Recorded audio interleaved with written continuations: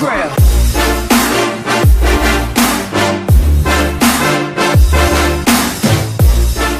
Salut à tous et à toutes, c'est Pédar qui aujourd'hui je vous retrouve sur AmultiG Family pour une nouvelle vidéo. Et donc aujourd'hui je vais vous présenter la tablette Nvidia Shield K1. Donc la tablette gaming de chez Nvidia, spécialement conçue pour les gamers et par des gamers. C'est ça la spécificité de cette tablette, c'est que c'est la tablette tout simplement Android la plus puissante du marché. Voilà, donc le fait que cette tablette ait été conçue par des gamers est faite de telle façon à ce qu'elle s'adapte parfaitement à votre, on va dire, à ce qu'elle soit ergonomique, à ce qu'elle soit puissante et à ce qu'elle soit belle au niveau design. On va donc l'allumer sur le bouton qui se trouve bien sûr sur le dessus à côté des deux boutons volume, comme sur n'importe quel appareil Android classique, j'ai envie de dire. Et donc voilà, elle s'allume avec le logo Nvidia Powered by Android. Voilà, on va attendre donc qu'elle s'allume. Et donc voilà, la tablette est allumée, je vais donc la déverrouiller. Et donc voilà, la tablette est donc déverrouillée, on va pouvoir commencer à l'utiliser. Donc voilà, là, bon, comme n'importe quel appareil Android, on peut faire bien sûr des dossiers. Là, moi par exemple, j'ai laissé les applications Nvidia dans un dossier préfet. J'ai commandé également la manette pour pouvoir jouer donc à ces jeux-là. Donc Eigen Pro, c'est juste un truc de simulation. World of Tanks, je pense que vous connaissez tous. Critical Ops, une version adaptée mobile de Counter-Strike Global Offensive, plus communément appelé CSGO, et donc Minecraft. Et là, tout ce qui me sert pour filmer et pour stream. Donc Twitch as a screen recorder qui me permet de faire mes recs, YouTube Gaming qui me permet de les mettre en ligne, Action qui me permet donc de faire les montages, et YouTube aussi qui me permet entre autres de les mettre en ligne si jamais YouTube Gaming est complètement foiré. YouTube Gaming qui sert aussi également à faire des streams sur YouTube quand Twitch ne fonctionne plus, bien sûr. On a également le petit bouton du menu démarrer comme d'habitude. Voilà, avec toutes les applications perso que moi j'ai installées. Personnellement, vous n'en aurez pas autant. Vous aurez bien sûr les animations, oui, si vous voulez, les animations aussi vous les aurez. Mais vous aurez les applications surtout de Google préinstallées et également les applications bien sûr Nvidia. Donc bien sûr vous aurez l'appareil photo Shield.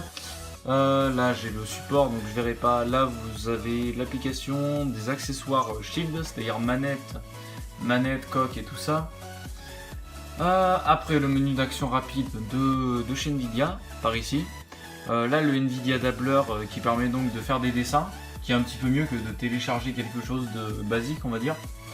Le hub qui vous permettra de télécharger les applications préfaites pour la tablette. Donc voilà, on va aller dessus. Et donc regardez, là on a des jeux, enfin bien sûr les jeux aussi disponibles dans le Play Store. Et on aura également les jeux spécialisés pour la Shield.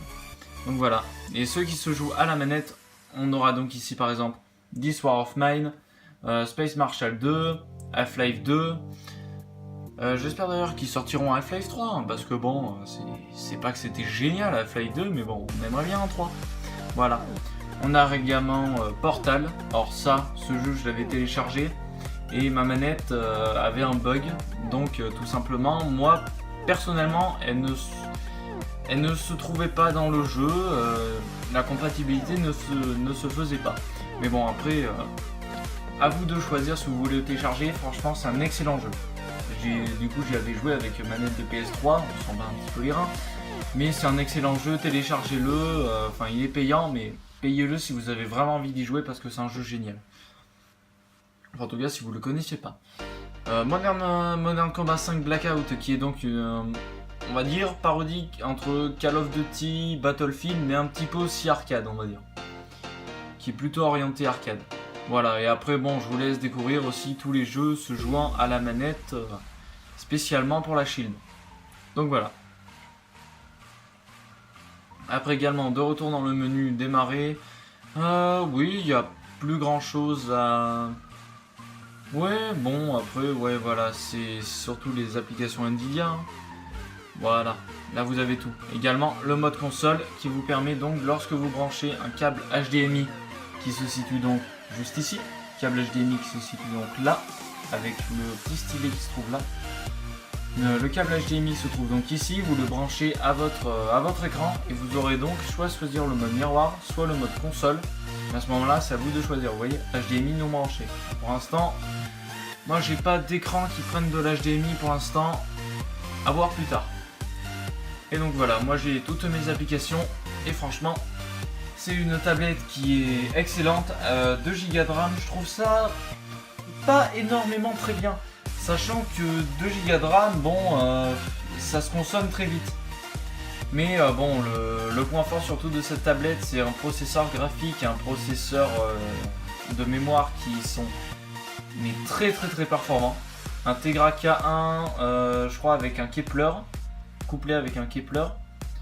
Alors, si vous voulez aller voir les spécifications caractéristiques de la tablette, ce sera dans la description que ça se trouvera. Je vous laisse donc avec un petit aperçu en jeu avec sûrement du World of Tanks qui va vous être présenté en gameplay. Je vous laisse donc un petit aperçu de World of Tanks joué avec cette tablette.